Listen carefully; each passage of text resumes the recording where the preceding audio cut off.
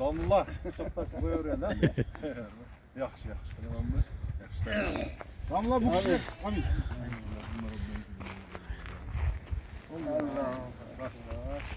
Bu kişiler Oşton Papan'dan geldi. Atayı şu bizge baleşikken bizim Zardalı'ga. İki maşine olup gelişiptir. Hoş geldiniz de. Bu kişi akıldan var. Muftiyatta işte. Muftiler şu kişi. Genetik koyuyor. Bizden suyun içiyoruz, boynumuzga batpay. Biz özümüz çaballaşıp biz bir yerge.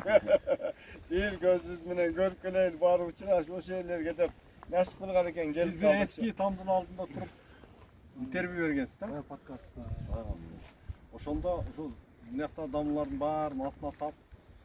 Şu yerde çok düşüp oturup damlalardan savak alıp da bar matagan elimizde.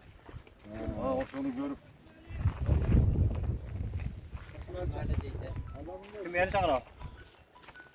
O Vespat ayda ketin. Saptayda ketin.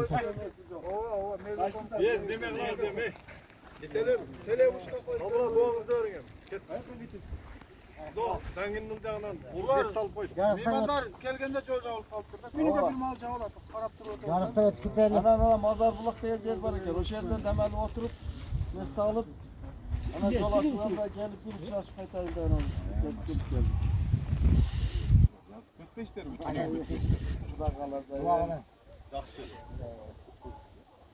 Bismillahirrahmanirrahim.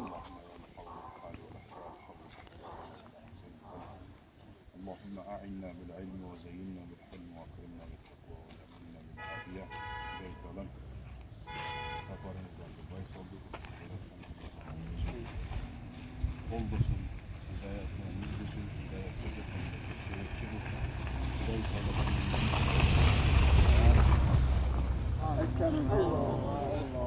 Hoş geldiniz. Vardığınızlara karşı gençler. Niyetli yapısanız hep bilenizdir.